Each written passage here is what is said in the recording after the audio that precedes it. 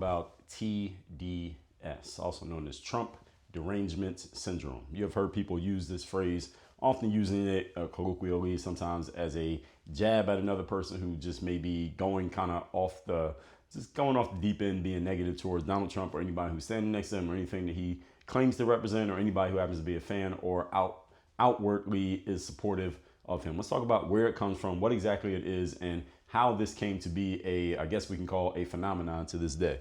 Number one is that there must be an established belief. The established belief for you to have Trump Derangement Syndrome is that Trump is just a terrible person, and he's a racist person, he's xenophobic, and he's against everything progressive and positive and good about life and about humanity. I'm being hyperbolic here, but you have a whole bunch of negative thoughts about him and negative beliefs about him, and you believe that since most people are reasonable and smart, most people just reasonably think the same way that you do, that almost everyone else shares that belief. That's the first step you need to get Trump Derangement Syndrome, which leads to step number two. Eventually you run into cognitive dissonance. What is cognitive dissonance? In a very simple explanation, it is when your beliefs about the world come into conflict with the reality of the world. So if your belief is Trump's a terrible person and there's no way that maybe he got lucky and won that first election, there's no way he can win the second election, there's no way he can win the second one. Then when he wins the second one, now your beliefs, because you believe most people are good, so there's no way most people are going to vote for this guy. But then when most people vote for him anyway, and it wasn't an accident, now there's cognitive dissonance, because what you believe to be true is not reflected in reality.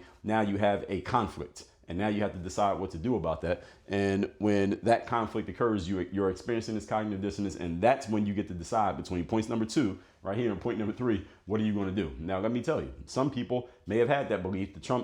He's interesting. Maybe it's funny that he's running, but no way he's going to win. No way he's going to win twice. And then when he ends up winning, either the first time or the second time, you go and challenge your own beliefs. Okay, maybe my belief system was off. Let me adjust my thinking. That's what critical thinkers do. Challenge is most people are not critical thinkers. So you know what most people do? They move on to point number three. And this is how you know for sure they have Trump Derangement Syndrome, which is point number three. They go into what we call cope.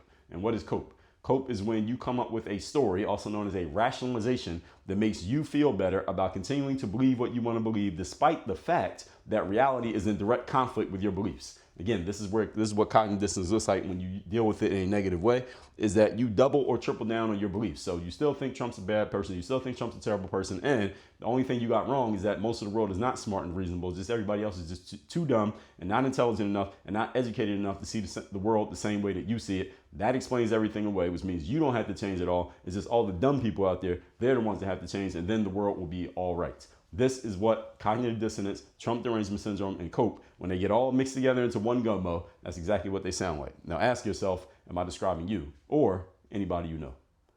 Work on your game.